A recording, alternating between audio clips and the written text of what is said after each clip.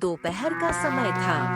मोहन अपनी खेतिहर जमीन में हल जोत रहा था। तभी सोनपुर गांव का जमींदार ठाकुर रघुवीर अपने एक आदमी के साथ वहां आ पहुंचा। मोहन, अब तुम्हें इस जमीन में काम करने की कोई जरूरत नहीं है, समझ गए?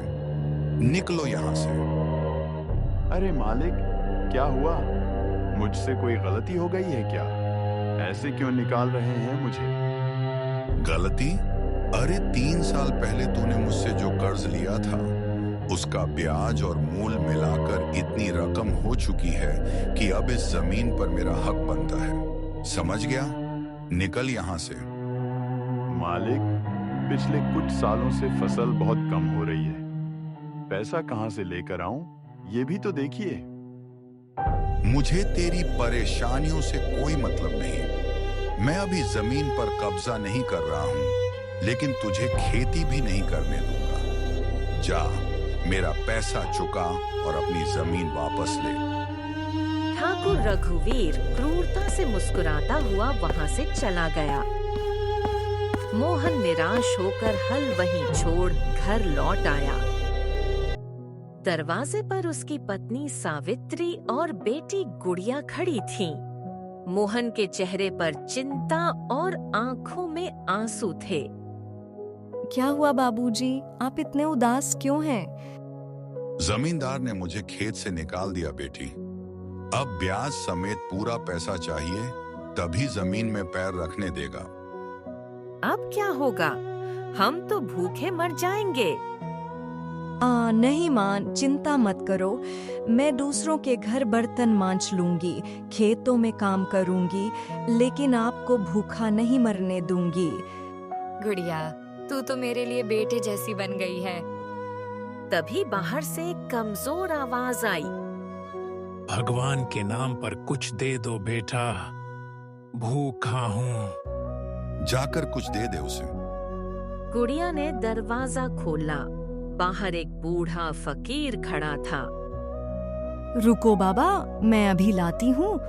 वह थोड़ा आटा लेकर आई और उसे दे दिया। खुश रहो बेटी, भगवान तुम्हारी रक्षा करे। फकीर चुपचाप चला गया। वह कालेश्वर प्राचीन मंदिर की ओर जा रहा था, जहां जाने की हिम्मत गांव का कोई नहीं करता था। अगली सुबह गुड़िया खेतों में घास काट रही थी। पास खड़ी औरतें आपस में बातें कर रही थीं। बेचारी, इतनी छोटी उम्र में काम करना पड़ रहा है। पिता का कर्ज है, औरत होकर भी बेटे की तरह जिम्मेदारी उठा रही है। गुड़िया चुपचाप काम करती रही। कुछ दिन ऐसे ही बीत गए। एक दिन मोहन पंचायत चबूतरे पर बैठा था। सामने से गुजरती गुड़िया को देखकर उसकी आंखें भर आईं। मेरी बेटी काम करने को मजबूर हो गई। भगवान, ये दिन दिखाने से पहले मुझे उठा लेते। वह भारी मन से घर लौटने लगा। गांव की गलियों में वही बूढ़ा फकीर भीख मांग रहा था। भगवान के नाम पर कुछ दे दो, मैं भूखा हूँ। एक औरत ने कुछ दे दिया। दूसरी फुसफुसाई, ये फकीर रहस्यमयी है, हमेशा कालेश्वर मंदिर के पास रहता है। कहते हैं जो वहां जाता है लौट कर नहीं आता। शाम होते ही काले बादल छा गए। तेज बारिश शुरू हो गई। मोहन सोच में डूबा चलता चलता गांव के बाहर घने वन क्षेत्र में पहुंच गया। अचानक उसके सामने वही पुराना मंदिर था। ये तो कालेश्वर मंदिर है। दरवाजा खुला था। अंदर हल्की रोशनी आ रही थी। बारिश से बचने के लिए मोहन अंदर चला गया। मंदिर के भीतर सन्नाटा था।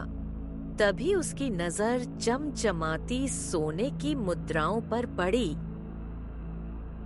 इतनी सारी सोने की मुद्राएं, अगर ये मिल जाएं तो सारा कर्ज उतर जाएगा और गुड़िया को काम नहीं करना पड़ेगा। लालच में आकर मोहन ने आगे बढ़कर जैसे ही मुद्राओं को छुआ, मंदिर का दरवाजा जोर से बंद हो गया। ये क्या हो गया? अगले ही पल मोहन गायब हो गया। मंदिर में फिर सन्नाटा छा गया।